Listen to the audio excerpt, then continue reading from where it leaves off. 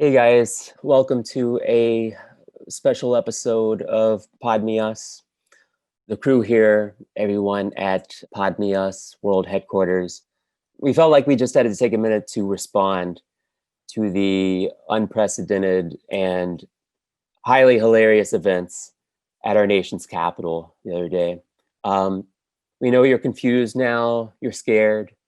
You probably have a lot of questions. Questions like, why did the police just blatantly let the protesters inside of the US Capitol? Why was barely anyone arrested? And if you commandeer Nancy Pelosi's seat in the House chamber while wearing a Viking helmet and yelling freedom like Mel Gibson in Braveheart, do you then get to be Speaker of the House?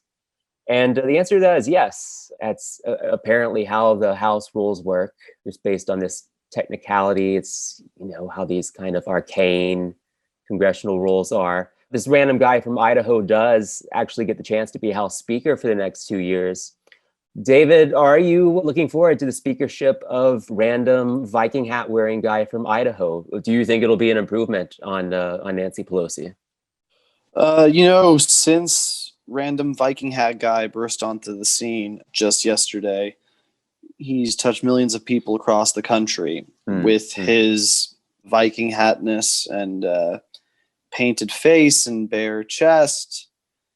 And most of all, his total lack of context and speech. And so if he keeps mute in that seat over the next 2 years and just doesn't say or do anything, I'd welcome an occasional random yell of freedom a la Mel Gibson and Braveheart at his discretion.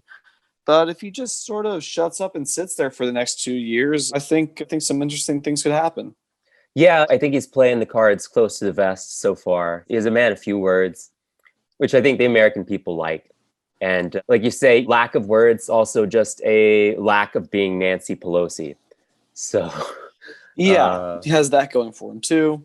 For sure. I feel like maybe he would have been the one just to, if he had been in the running, who knows if the Force the Vote campaign could have taken off or any other eventualities might have brought him there, other than this loophole that now puts him there. We'll see. Right. Only time will tell.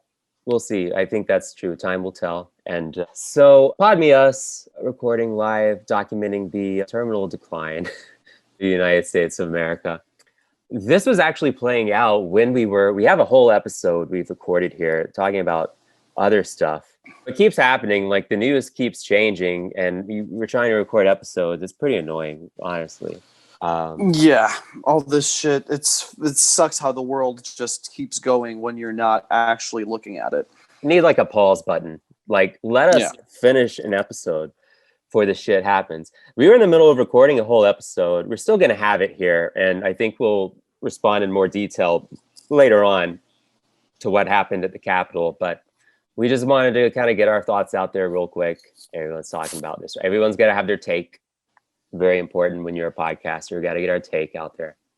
Yeah, I don't know where you start with this. I guess it's, in a sense, it was building towards something like this. I mean, Trump has never really formally suggested that he is going to allow the transition of power up until this statement he's just now released after being banned on Twitter for several hours. But Trump was even that just came out like as we were about to record, and I was like, oh shit, Trump finally released another statement. Right. So like, don't fucking tweet anymore, Trump. Like, let us get this episode. I know it's not gonna watch him reverse it tomorrow afternoon. Yeah.